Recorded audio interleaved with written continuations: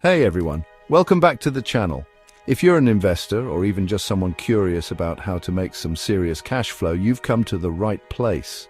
Today, we're diving deep into a topic that's gaining more and more attention in the world of real estate, mid-term rentals. Wait, mid-term? What's that, you ask? Well, it's not some weird halfway point between short-term and long-term rentals. Okay, maybe it's a little bit like that, but trust me, there's a lot more to it. If you've been renting out properties on platforms like Airbnb, or maybe you're tired of the headaches of long-term tenants, this could be your sweet spot. Stick around because today, we're going to break it all down. What mid-term rentals are, why they're becoming a huge deal for investors, how to get started, and the best part, how you can maximize your cash flow while minimizing headaches. Trust me, you don't want to miss this. And before we jump in, do me a favor, like this video, subscribe if you haven't already, and share it with anyone who's interested in real estate. Let's help everyone level up their investment game. All right, let's get this party started. So what exactly are mid-term rentals? It's pretty simple. These are rental properties that you lease out for a period between 30 days and 12 months.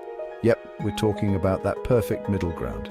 Mid-term rentals are longer than your typical Airbnb or vacation rental, but shorter than traditional year-long leases.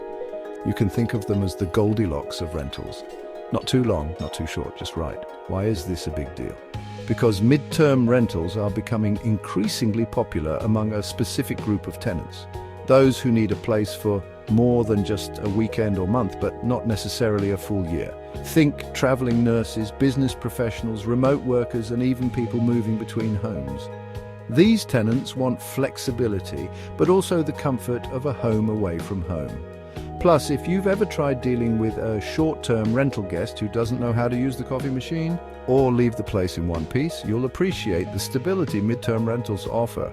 So why should you, as an investor, care about mid-term rentals? Well, for a few reasons. First of all, cash flow. Mid-term rentals tend to offer higher rents than traditional long-term leases, while still being more stable than short-term vacation rentals. It's like getting the best of both worlds.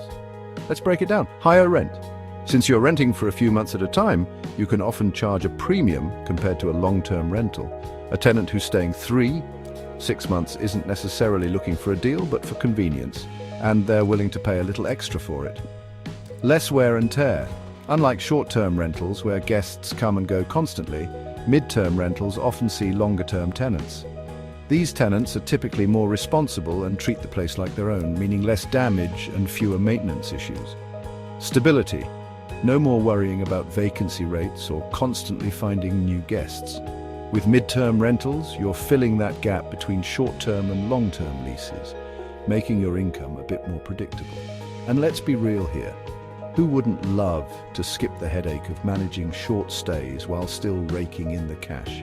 It's like having your cake and eating it too, except the cake is cash flow and the frosting is less stress. Now, you're probably wondering who's actually renting these mid-term properties.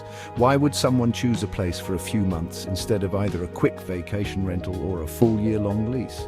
Well, here's the deal. The ideal tenant for mid-term rentals is often someone who needs to be in an area for a temporary amount of time.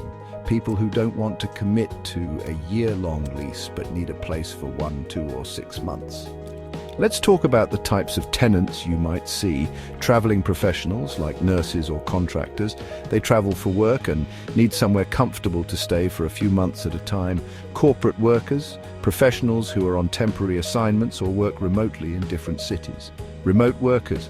With the rise of remote work, many people want a change of scenery, but don't want the hassle of a short vacation stay. They need a more permanent base for a few months.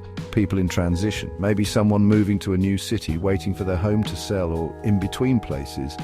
They need somewhere to live but don't want a long-term lease. These tenants want furnished spaces that are ready to go with the flexibility to stay for a couple of months. And that's where you come in, offering them a turnkey solution. Okay, so now that we know who the tenants are and why mid-term rentals are such a great opportunity, how do you actually set one up? It's easier than you think, and I've broken it down into a few simple steps. Furnish your property. Most mid-term tenants will be expecting a furnished home. You don't need to go all out, but make sure it's comfortable and functional. Think couches, beds, and a fully stocked kitchen. Bonus points for fast Wi-Fi. Remote workers especially love that. Set your rent. When setting rent, do some market research. Compare your property to others in the area. Remember, you can charge a bit more than a long-term rental, but keep it competitive for mid-term tenants. Market your property. Where do you list it? Consider listing on Airbnb, but make sure you're highlighting the mid-term rental aspect. You can also advertise on platforms like Furnished Finder or Zillow, which cater to people looking for temporary housing. Know the legal stuff. Make sure you check with local laws and regulations regarding mid-term rentals. Some places may have specific rules about short-term rentals that apply to mid-term as well, even though you're technically renting for more than 30 days. Of course, nothing is perfect, so let's take a moment to talk about the risks involved with mid-term rentals. Because, let's face it, every investment has some kind of downside. Vacancy risks. While mid-term rentals offer more stability than short-term rentals, there could still be gaps between tenants, especially if you're in an area that doesn't have as much demand for mid-term housing. Higher management effort. Managing mid-term rentals can be a little more work than traditional long-term rentals because you're dealing with furnishing, higher turnover, and more communication with tenants. Legal regulatory issues. Some cities have strict regulations when it comes to short-term or even mid-term rentals, so always make sure you're in compliance with local laws. But honestly, with a little bit of effort and the right location, the rewards far outweigh the risks. So there you have it, folks. Mid-term rentals are a fantastic option for real estate investors looking for that perfect balance of flexible income and stability. Whether you're a seasoned pro or just starting out, this could be your ticket to boosting your cash flow without the headaches of constant turnover or long-term commitments. If you're thinking about diving into the world of mid-term rentals, make sure to like this video, subscribe for more tips, and share this with anyone you know who's interested in real estate.